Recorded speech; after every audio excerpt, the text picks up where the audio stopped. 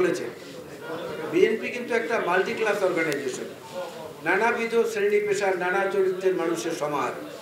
অন্য আরও কিছু রাজনৈতিক দলের মতো, যেমন বাংলাদেশ জামাত ইসলামী কিংবা কমিউনিস্ট পার্টির মতো ক্যাডার বেস না, এটা এখানে বহুবিধ চরিত্রের মানুষ জমা হয়েছে।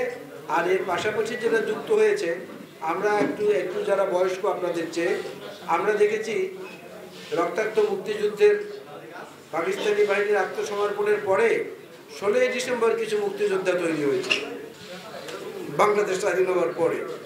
তারা কিন্তু মুক্তিযুদ্ধের সার্টিফিকেট নিয়েছে এবং এখন পর্যন্ত তাদের মধ্যে অনেকেই আবার সেই রাষ্ট্রীয় সুযোগ সুবিধাও নিচ্ছে। 16 ডিভিশন যেটাকে এক কথায় বলা হতো, ওই রকম কিছু নতুন বিএনপিও কিন্তু জন্ম নিয়েছে। আর এর সঙ্গে আমাদের পুরনোরা যে একদম নেই তা না, আছে, কিন্তু তাদের বিরুদ্ধে আমরা যে সাংগঠনিক ব্যবস্থাগুলো নিচ্ছি, কয়েক হাজার ইতিমধ্যে বহিষ্কৃত হয়েছে, তার মধ্যে আজীবন বহিষ্কারও আছে। আমাদের সর্বোচ্চ নীতি নির্ধারণী ফোরাম, জাতীয় স্থায়ী কমিটির নেতার বিরুদ্ধেও কারণ দর্শাও নোটিশ দেওয়া হয়েছে, বরিশালেও আছে আপনারা জানেন। এমনকি যৌথ বাহিনীর অভিযানে আমাদের যুবদলের একটি জেলার সাধারণ সম্পাদক ঘটনাস্থলে নিহত হয়েছেন, আমরা কিন্তু একটা প্রতিবাদপত্র পাঠাই নিয়ে করছি।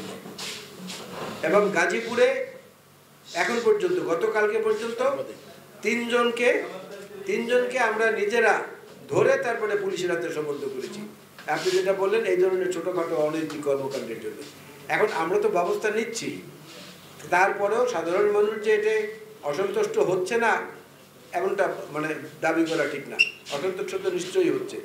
তারা যদি আবার আমাদের নেতৃত্বদের কর্মকাণ্ডের বিষয়গুলো বিশ্লেষণ করেন, তাহলে হয়তো একটু সেখানে আবার একটু সান্ত্বনা হয়তো পাবে।